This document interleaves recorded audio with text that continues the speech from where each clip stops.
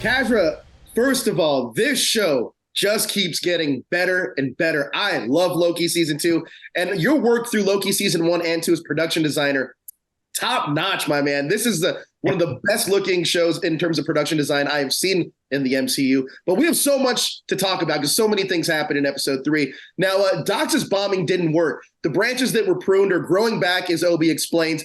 Are these timelines resistant to Dox's pruning, or are there other branches of equal numbers growing in their place? It's the latter. It's that Dox did prune those timelines and end all those lives tragically, but the multiverse is or the timeline rather is fracturing at such a rate that they're being replaced almost quicker than they were pruned in the first place. That's the issue. Incredible. Now, is the sacred timeline just another way of describing what's left of the multiverse after the multiverse war? The terminology I'm not great at. So I don't actually know the answer to that question. I don't want to answer it wrong. Yeah. Yeah, I know. It can be tricky with these MCU projects, I'm sure. Yeah. Now, Obi says they have to increase the diameter of the Loom's intake enough to boost through the throughput and clear that knot of unrefined time. Yes. For the time streams to be knotted, what incursions are happening on the other side of the Loom? So, I mean, the way I would think about this is you think about it as a loom that's looming, that's like weaving, imagine a rope or a steel cable. And you've got the amount of hemp or something that's going into the loom and it's weaving it into this thing. But all of a sudden, the amount of hemp that's coming in has exponentially increased. So at the rate that it can organize this time is inadequate for the amount of input, basically. So they're trying to find a way to increase that diameter so that they can refine more time quicker and clear it. Interesting. Now, we get to see Chicago twice in this episode. In 1868, in the Sacred Timeline, which is before the Great Fire that destroyed the city, and then in 1893, which is a branch timeline of the Chicago's World Fair. Can you discuss the challenges of bringing Chicago to life during both of those eras? Sure, absolutely. I mean, it was a challenge, but it was also a joy. Super fun. I mean, the big challenge, obviously, was a budgetary one, because when you're building big sets, it really helps if they get a lot of screen time. So like all the TVA stuff that we're building, they're playing in multiple episodes. The challenge with 203 is that we're building Chicago, but only for one episode. So it's tricky to build a set as large as the World's Fair and do a responsible job of like making the world feel beautiful and rich and layered, and yet be careful not to make more set than you actually need. Yeah. Now, where Victor Timely is kind of giving his presentation, that's obviously one of the post-credit scenes we see at Ant-Man in Quantumania. How closely did you work with that team for that post-credit scene? And does that post-credit scene lead directly into Loki season 2, or does that foreshadow something else that's going to be coming in the MCU?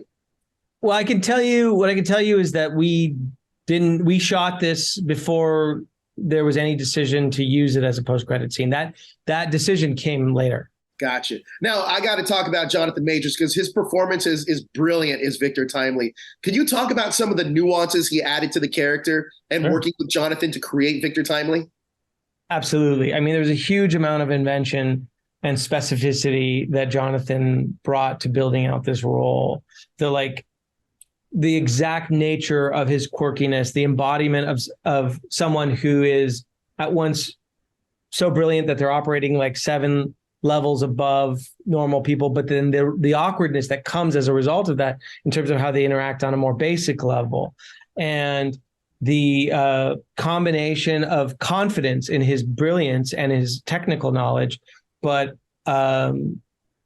sort of stammering and kind of shyness around Renslayer because, it's a situation maybe he hasn't found himself in recently.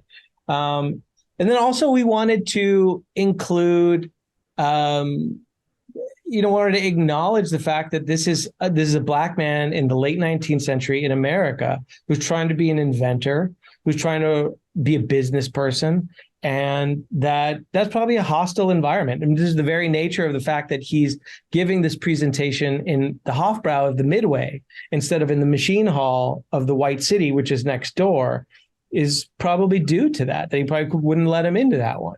And so I think some of his like need to be quick on his feet and to be, con man comes from, being a person surviving in a hostile environment.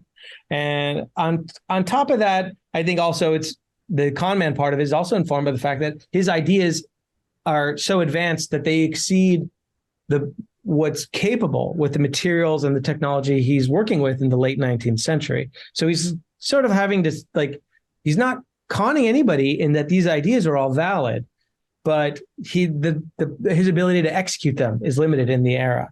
The other thing that we talked about, Jonathan and I talked about, is this historical figure named Granville Woods, which is in some ways an uncanny mirror for Timely. He was a Black inventor who lived at basically the exact time Timely would have lived, who invented many things and was constantly having his patents, like people trying to steal his patents, claim them, including Edison, who tried to claim ownership of his patents twice and lost in court both times.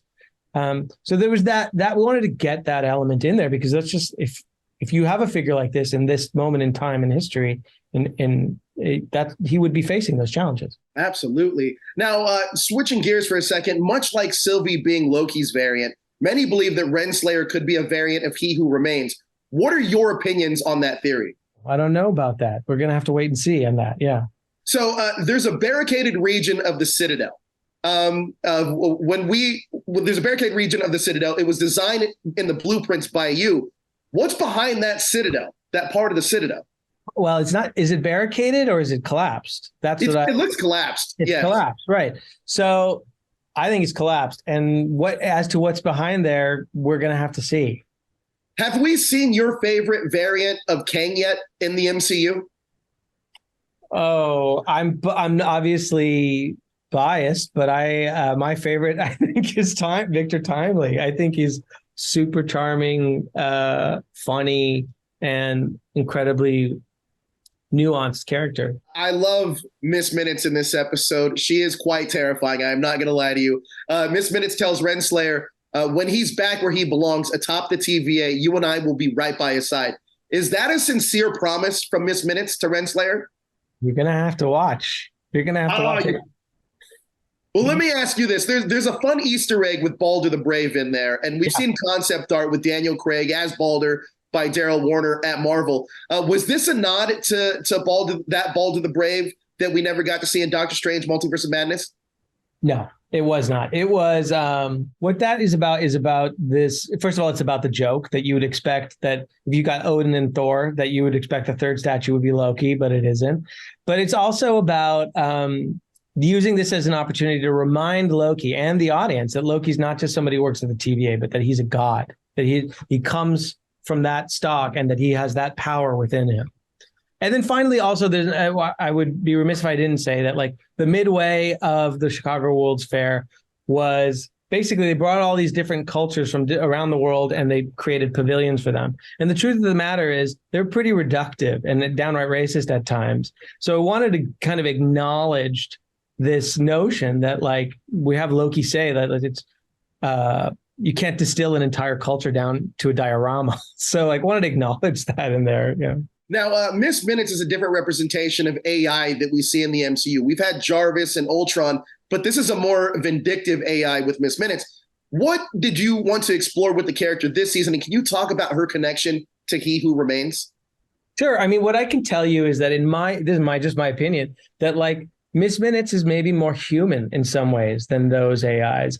And that's what we're seeing here is that, like, she has desires. She has very troublingly, awkwardly, uncomfortably human desires. And that she's frustrated, that she feels like she's been with He Who Remains since the start. And she's starting to get pretty pissed off at how he's never taken her seriously. And she's, unfortunately for Victor Timely, taking it out on him, who has no context about what the hell she's talking about. Well, look, this show was phenomenal. Thank you so much for your time. I cannot wait for episode 4. I love this show. Thank you so much. My pleasure. Thank you.